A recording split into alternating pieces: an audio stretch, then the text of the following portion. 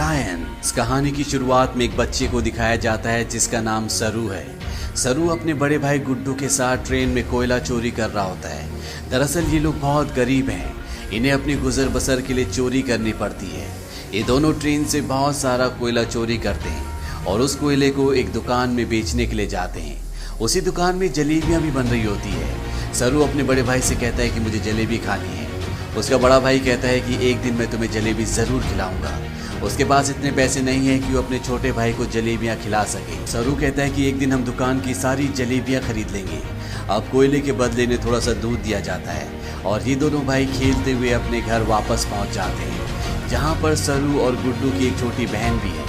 ये तीनों अपनी माँ के साथ रहते हैं। सरू की माँ अपने दोनों बच्चों से पूछती कि वो दूध कहाँ से लेकर आए, लेकिन वो इस बात का कोई भी जवाब नहीं देते। उसी रात को सरू का भाई गुड्डू काम पर जा रहा होता है। सरू कहता है कि मैं भी तुम्हारे साथ काम पर चलूंगा। उसका भाई कहता है कि तुम मेरे साथ नहीं चल सकते क्योंकि काम पर बोरियां उठानी पड़ती है और इस काम के लिए तुम बहुत छोटे हो। सरू अपने सिर के ऊपर चेयर उठाकर दिखाता है, साथ ही साथ वो साइकिल भी उठाने की कोशिश करता है। सरू कहता है कि मैं कोई भी काम कर सकता हूँ। सरू की जिद करने पर उसके भाई को उसे अपने साथ ले जाना पड़ता है। ये दोनों के दोनों एक ट्रेन स्टेशन पहुँचते हैं। सरू अपने भाई गुड्डू की गोद में ही सो जाता है। उसका भाई उसे उठाने की कोशिश भी करता है पर सरू बहुत छोटा है, उसे बहुत नींद आ रही होती है। वो कहता है कि मुझे सोने दो। सरू का भाई गुड्डू उसे एक बेंच पर लिटा देता है और कहता है कि मैं कल सुबह काम कर कर वापस लौट जाऊंगा, तुम यहीं पर रहना। जाने से पहले सरू अपने भाई को कहता है कि जब तुम लौटोगे तो जलेबी लेकर आना। वो कहता है कि ठीक है। सरू कहता है 2000 जलेबियाँ। इसके बाद उसका भाई गुड्डू काम पर चला जाता है।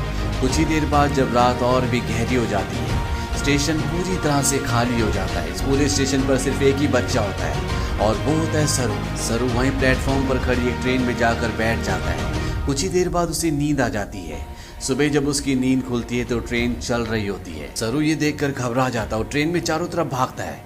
वो अपने भाई को आवाज भी देता है। साथ ही साथ वो ट्रेन के दरवाजे खोलने की भी कोशिश करता है पर दरवाजे पूरी तरह से लॉक्ड होते हैं। इसीलिए ट्रेन के कई बार रुकने के बाद भी वो ट्रेन से बाहर नहीं निकल पाता। ट्रेन की बोगी पूरी तरह से खाली है। सरू भूखा प्यासा इस ट्रेन में फंस चुका है। कुछ दिन का सफर तय करने के बाद ट्रेन कलकत्ता वेस्ट बंगाल पहुंच जाती है, यानी सरू के घर से 1600 किलोमीटर दूर। सरू मध्य प्रदेश के खांडवा डिस्ट्रिक्ट से है। वो स्टेशन पे उतरता है जहां पर बहुत ज़्यादा भीड़ होती है। वो टिकट काउंटर पर जाता है और कहता है कि मुझे अपने घर जाना है, पर यहाँ पर सब बंगाली में बात कर रहे होते हैं। सरू को किसी की बात समझ में नहीं आती। वो वहीं स्टेशन पर बैठे अपने जैसे कुछ बच्चों के साथ जाकर बैठ जाता है जिनके पास कोई भी घर नहीं होता। पर कुछ ही देर बाद यहाँ पर कुछ लोग आते हैं जो उन बच्चों को उठाकर अपने साथ ले जा रहे होते हैं। सरू किसी तरह से वहाँ से भाग जाता है और वो एक बार फिर से रात के अंधेरे में इस बड़े शहर में पूरी तरह से अकेला है। उसे बहुत भूख भी लगी होती है। तभी उसे देवी माता की एक मूर्ति दिखती है। वो देवी माँ को नमन करता है और देवी माँ के चरणों में जो प्रसाद होता है वो उस प्रसाद को खाता है।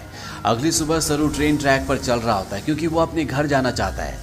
तभी यहाँ पर एक औरत आती है जिसका नाम नूर होता है। वो सरू से पूछती है कि तुम्हारा घर कहाँ है। वो कहता है कि गणेश तल्ले। ये मध्य प्रदेश में इतना छोटा गांव होता है जिसके बारे में किसी को कुछ नहीं पता होता। नूर उसे अपने घर ले जाती है, उसे खाना खिलाती है, नहलाती है। वो कहती है कल सुबह एक आदमी आएगा जो तुम्हारी मदद करेगा, वो तुम्हें तुम्हारी मम्मी से मिलवा देगा। अगली सुबह यहाँ पर रामा नाम का एक आदमी आता है। वो सरू की पूरी बॉडी चेक करता है और नूर को धीरे से कहता है कि तुमने बहुत अच्छे से काम किया। उन्हें ऐसी लड़के की तलाश थी। सरू को इन दोनों पर शक हो जाता है, इसीलिए वो मौका देकर इस घर को छोड़कर भाग जाता है। सरू अपने कई दिन हावड़ा ब्रिज के आसपास गुजारता है। उसे हमेशा अपनी मम्मी की याद आती है कि किस तरह से उसकी मम्मी पत्थर तोड़ा करती थी और वो अपनी मम्मी की मदद किया करता था। सरू अपनी मम्मी से बहुत प्यार करता है पर अब वो यहाँ से 1600 किलोमीटर दूर है जिसके बारे में सरू को कुछ भी नहीं पता। सरू को इसी तरह से यहाँ पर 2 महीने बीत जाते हैं और एक सुबह जब बारिश हो रही होती है तो वो एक कैफ़े के बाहर बैठा होता है। कैफ़े के अंदर एक लड़का कॉफ़ी पी रहा होता है और बाहर से सरू उसकी नकल उतार रहा होता है। वो लड़का बाहर आता है और सरू को कुछ खाने के लिए देता है। इसके बाद वो सरू को अपने साथ पुलिस स्टेशन ले जाता है। वो बताता है कि इस लड़के को बांग्ला बोलनी नहीं आती है, हिंदी में बात करता है। जब मैंने इससे पूछा कि कहाँ से है तो इसने बताया कि ये गणेश तल्ले से है। इस जगह के बारे में ना लड़के को ना ही पुलिस वाले को कुछ पता होता है क्योंकि ये मध्य प्रदेश में एक बहुत छोटा सा गांव है। लड़का सरू से उसकी मम्मी का नाम भी पूछता है। सरू कहता है कि मेरी मम्मी का नाम अम्मी है। दरअसल उसे अपनी मम्मी का नाम नहीं पता होता। पुलिस उसके पेरेंट्स को ढूंढने की बहुत कोशिश करती है, पर सरू के घर का, उसके गांव का, उसके परिवार का कुछ भी पता नहीं चलता। इसीलिए पुलिस उसे एक अनाथ आश्रम में भेज देती है। सरू 3 महीने वहां पर गुजारता है और 3 महीने के बाद सरू से एक लेडी मिलने आती है जिसका नाम मिसेस सूद होता है। वो सरू को बताती है कि पिछले 3 महीनों से हम तुम्हारी अम्मी को, तुम्हारे परिवार को ढूंढने की कोशिश कर रहे हैं, पर कुछ भी पता नहीं चला। हमने न्यूज़पेपर में इश्तेहार भी दिया, जिस न्यूज़पेपर को हर रोज 1.5 करोड़ लोग पढ़ते हैं, पर इसका भी कोई फायदा नहीं हुआ। सरू कहता है कि मेरा घर यहाँ से बहुत दूर है, मैं अपनी अम्मी के पास, गुड्डू के पास जाना चाहता हूँ। मिसेस सूद कहती है कि हमने हर जगह तलाश करने की कोशिश की, अब इंतजार का कोई फायदा नहीं है। एक ऑस्ट्रेलियन कपल है जो तुम्हें अडॉप्ट करना चाहता है। वो बहुत अच्छे लोग हैं, उनके साथ तुम बहुत खुश रहोगे। तुम्हें ऑस्ट्रेलिया जाना होगा। इसके बाद मिसेस सूद सरू को अपने साथ अपने घर ले आती है, जहाँ पर कुछ और बच्चे भी होते हैं। मिसेस सूद सबको इंग्लिश के वर्ड, टेबल मैनर से सब कुछ सिखाती हैं और अब सरू को ऑस्ट्रेलिया भेज दिया जाता है, जहाँ पर मिस्टर जॉन और उनकी वाइफ सू, जिन्होंने सरू को अडॉप्ट किया होता है, उसे देखकर वो बहुत खुश होते हैं। सरू को ये अपने घर ले आते हैं। छोटे से मिट्टी के घर में रहने वाला सरू जब इस घर को देखता है तो पूरी तरह से हैरान होता है। साथ ही साथ वो बहुत गुमसुम भी होता है, क्योंकि ये देश, यहाँ की हवा, मिट्टी सब सरू के लिए पूरी तरह से नए हैं। सरू की मॉम, जिसका नाम सू है, जिसने सरू को अडॉप्ट किया है, वो सरू से इंग्लिश में कहती है कि मुझे पता है कि तुम्हारा सफ़र इतना आसान नहीं था, तुम मुझे इस वक्त कुछ नहीं बता सकते, पर एक दिन तुम मुझे सब कुछ बताओगे। सरू धीरे धीरे इनकी भाषा, इनका रहन सहन सीखना शुरू कर देता है। बहुत जल्द वो इन सब के साथ कंफर्टेबल हो जाता है। मिस्टर जॉन और उनकी वाइफ सू सरू से अपने बेटे की तरह प्यार करती है। वो उसकी ज़िंदगी में किसी तरह की कोई कमी नहीं होने देते। 1 साल बाद ये एक और बच्चे को अडॉप्ट करते हैं, जो इनके साथ एडजस्ट नहीं हो पाता। वो अपने आप को नुकसान पहुंचाना शुरू कर देता है, पर मिस्टर जॉन और उनकी वाइफ इस बच्चे को कंट्रोल करने की, समझाने की कोशिश करते हैं, क्योंकि वो इसकी मदद करना चाहते हैं। उसी रात को मिसेस सू रो रही होती है। सरू उनके पास जाता है, उनके आंसू पोंछता है और उनके गले से लग जाता है, यानी कि अब उसने पूरी तरह से उन्हें अपनी मॉम मान लिया है। धीरे धीरे वक्त बीतता और 20 साल बीत जाते हैं। सरू अब बड़ा हो चुका है। मिस्टर जॉन और उनकी वाइफ, जो सरू के मॉम डैड है, उनको सरू पर गर्व होता है। वो होटल मैनेजमेंट की पढ़ाई करने के लिए मेलबॉर्न जा रहा होता है। वो अपने उस भाई से भी मिलता है जिसे मिस्टर और मिसेस जॉन ने सरू के बाद अडॉप्ट किया था, लेकिन ये दोनों एक दूसरे को पसंद नहीं करते। सरू अब होटल मैनेजमेंट की इंट्रोडक्टरी क्लास में पहुंच जाता है, जहां पर सब अपने बारे में बताते हैं। सरू कहता है कि वो अपना होटल खोलना चाहता है। साथ ही वो ये भी बताता है कि वो इंडिया में कैलकाटा से है। इसके बाद यहाँ पर जितने भी स्टूडेंट्स होते हैं वो सब के सब हाउस पार्टी रखते हैं, जहाँ पर सरू भी जाता है। यहाँ बहुत सारे इंडियन स्टूडेंट्स भी होते हैं, इसीलिए यहाँ पर खाने में बहुत सारा इंडियन फूड होता है। और सरू जब वहाँ पर जलेबियाँ देखता है तो उसे बचपन का वो लम्हा याद आ जाता है, जब उसने अपने भाई गुड्डू से जलेबी खाने के लिए कहा था और जवाब में उसके भाई गुड्डू ने कहा था कि वो उसे जलेबी ज़रूर खिलाएगा। सरू ने कहा था कि एक दिन वो सारी जलेबी खरीद लेंगे। सरू को जब ये लम्हा याद आता है तो उसकी आंखों में आंसू आ जाते हैं और वो अपने दोस्तों को बताता है कि वो कैलकाटा से नहीं है, वो किसी और जगह से है। बचपन में वो खो गया था। वो एक ट्रेन में बैठ गया था और जब ट्रेन रुकी तो वो कैलकाटा पहुंच गया था। यहाँ पर एक लड़का उससे पूछता है कि वो ट्रेन में कितने दिन तक था।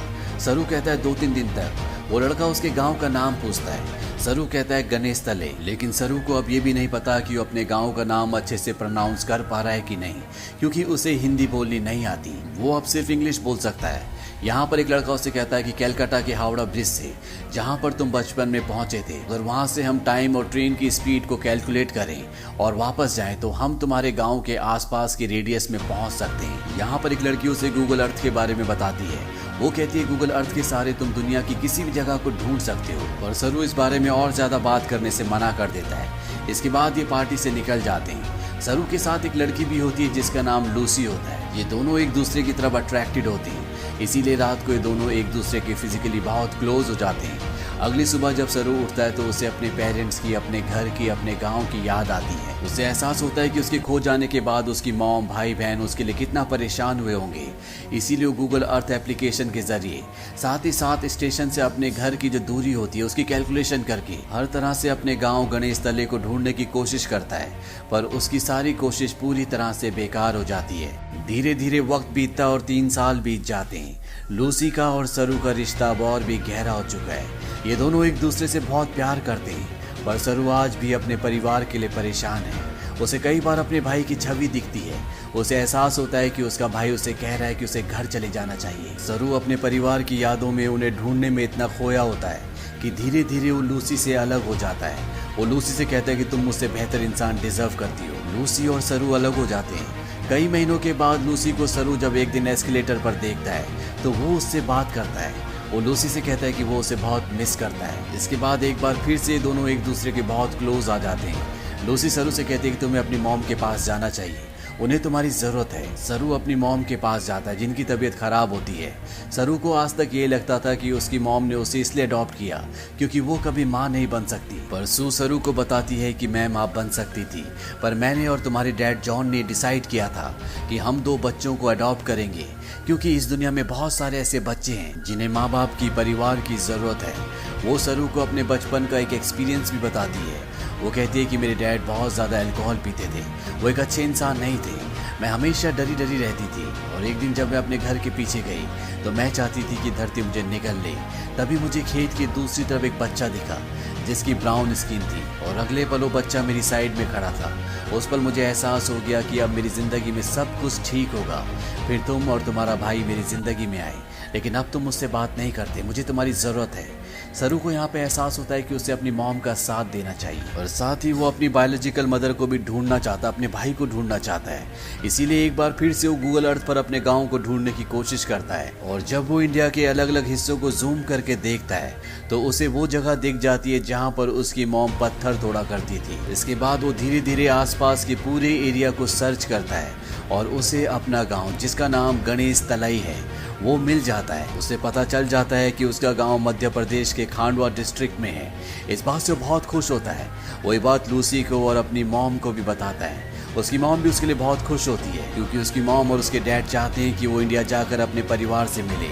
सरू अब भारत आ जाता है और वो उस जगह पहुंच जाता है जहां पर उसने अपना बचपन बिताया था। वो धीरे धीरे बचपन की यादों से आगे बढ़ता हुआ उस घर तक पहुंच जाता है जहां पर बचपन में वो अपनी मॉम, अपने भाई और अपनी बहन के साथ रहा करता था। पर अब इस घर में कोई भी नहीं रहता। वो आस पड़ोस से पूछने की कोशिश भी करता है पर उसकी भाषा किसी को भी समझ नहीं आती और ना ही अब वो हिंदी समझ सकता है। तभी वहाँ पर एक आदमी आता है जिसे इंग्लिश आती है। सरू उसे अपने भाई का और अपनी बहन का नाम बताता है। उससे पूछता है कि जो परिवार पहले इस घर में रहता था अब वो कहाँ चला गया, पर वो आदमी उसकी बात का जवाब नहीं देता, वहाँ से चला जाता है। पर कुछ ही पलों के बाद वो लौट कर आता है और सरू को इशारा करता है। सरू जब उस तरफ जाता है तो वो देखता है कि सामने से एक बूढ़ी औरत आ रही होती है और ये औरत और कोई नहीं बल्कि वो होती है जिसकी गोद में सरू ने अपना बचपन बिताया था। ये उसकी बायोलॉजिकल मॉम होती है। वो उनके गले लगकर बहुत रोता है। सरू की मॉम आज तक इस गांव को छोड़कर इसीलिए नहीं गई थी क्योंकि उसे यकीन था कि एक दिन उसका बेटा लौटकर जरूर आएगा। सरू की बहन भी यहाँ पर होती है। वो अपनी बहन को अपने गले से लगा लेता है पर सरू अपने भाई से मिल नहीं पाता। उससे पता चलता है कि जिस रात वो अपने भाई के साथ काम पर गया था पर सरू को नींद आ रही थी, इसीलिए उसके भाई ने उसे बेंच पर सुला दिया था। और जब उसका भाई जा रहा था तो सरू ने अपने भाई से कहा था कि सुबह जलेबी लेकर आना। उसी रात को उसके भाई गुड्डू की एक ट्रेन दुर्घटना में मृत्यु हो गई थी। यानी कि एक माँ ने एक ही रात में अपने दोनों बेटों को खो दिया था। पर उसकी उम्मीद, ईश्वर पर उसकी आस्था थी जो इतने सालों तक वो अपने छोटे बेटे सरू का इंतजार करती रही। और आज 25 सालों के बाद उसका बेटा वापस लौट आया। सरू इसके बाद ऑस्ट्रेलिया में अपने मॉम और डैड को कॉल करता है। वो उन्हें बताता है कि मुझे मेरा परिवार मिल गया, पर इससे कुछ भी नहीं बदलता। आज भी आप मेरे लिए वही हो जो पहले थे, आप मेरे मॉम डैड हो। इसके बाद सरू उन सभी जगहों पर जाता है जहाँ पर वो अपने भाई के साथ खेला करता था और इन जगहों पर जाकर उसे अपने बचपन की याद आ जाती है जब वो इन्हीं रास्तों पर अपने भाई के साथ चला करता था। सरू को यहाँ पर एक और बात पता चलती है कि उसका नाम सरू नहीं बल्कि शेरू है, जिसका मतलब होता है लायन। अंत में हमें कुछ रियल फुटेज दिखाई जाती है जिसमें सरू के वो माँ बाप जिन्होंने उसे अडॉप्ट किया था वो इंडिया आते हैं। इंडिया में सरू की जो असली बायोलॉजिकल मॉम होती है वो उन्हें अपने गले से लगा लेती है।